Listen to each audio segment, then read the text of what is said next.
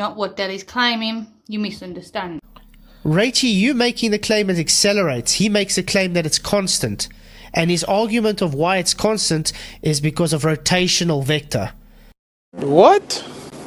Okay, maybe we can redraw it on paint. Maybe that'll be easier.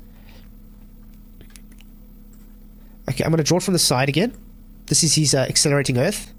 It's supposed to go this way. Okay? But a rotational vector is that way. Now we draw it from the top.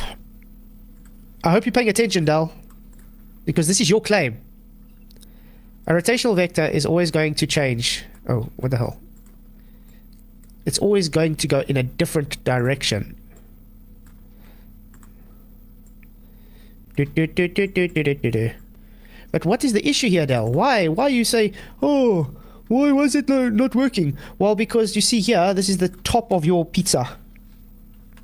That means the rotation going that way, having different vectors constantly because you want a constant acceleration, is not going to work on your disk because the disk is supposed to be going up this way. So if it's going constantly at 9.8 meters per second, whatever squared, it would be an acceleration. And if you're going constant, then it's no more acceleration, correct? And his claim is specifically an acceleration causes the pressure gradients. That's why we say Earth is moving upwards. And I'm here to tell you, Dal, it doesn't work. Based on simple physics, that doesn't work. Again, not what Daddy's claiming. You misunderstand.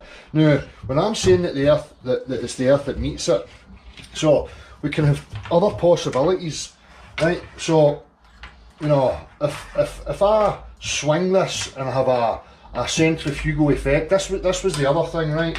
People arguing about the centrifugal force, right? And that centrifugal is a fictitious force and these types of things. Centrifugal effect is a result of motion, right? Motion is the cause of what we call centrifugal. So if I rotate something, I have to apply a pressure to it, right? A leverage system has to be there in order to put something in a rotating, frame, right? Again, not what Daddy's claiming. You misunderstand. Now in that rotating frame, which is caused by motion, pressure being applied to it, right, we get a centrifugal effect. So people who've been in a roundabout know this, that when you're on something that turns like that, you get this outward, push, this feeling of being pushed outwards. Rachie, you making the claim it accelerates. He makes a claim that it's constant. And his argument of why it's constant is because of rotational vector. That's an effect of the motion. You don't get the centrifugal effect until pressure puts it in motion, right? And then we get a centrifugal effect. So, if I was to swing this, right, at a central point in a circular motion, we would get a centrifugal effect in that direction, okay? Like swinging a bucket. If you swing a bucket with water in it, the water will stay to the base of the bucket, regardless of what way you're spinning it. You can be spinning it in any direction and it will stay, right? Again, not what Daddy's claiming. You misunderstand. Now there's issues with the postulation of it being some sort of centrifugal in that manner, where I'm swinging it and it's here. But if I have an arm like this, so that the flat's here, and it's rotating like this, then there's our vector. Now you have an opposite and equal of that vector. So this arm can be tethered on a rotation, right? That's a constant acceleration because it's a constant change in direction, which would give us on the reference frame our directional vector. Rachie, you making the claim it accelerates. He makes a claim that it's constant. And his argument of why it's constant is because of rotational vector. We would have density layering, where the most dense is compact to the bottom, the least dense at the top. Okay, depending on how fast that thing's rotating dictates the weight of any given object within that frame of reference. Okay, so if I speed it up, things within the frame of reference are going to get heavier, what we call weight. It's going to increase. Okay? Oh, why was it not working? Well, because you see here, this is the top of your pizza.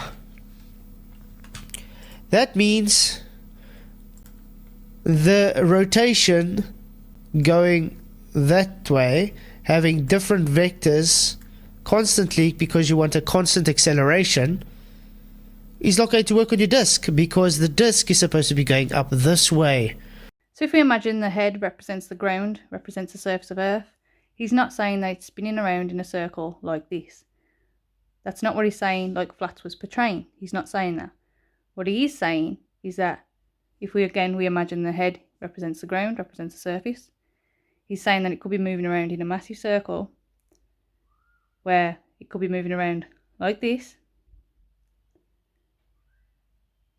or where again the head represents the ground and it could be moving around like this, and therefore you will get a centrifugal force which would push the denser things towards the ground and the less dense things away from the ground. That was what he was claiming, not that it was spinning around on its axis.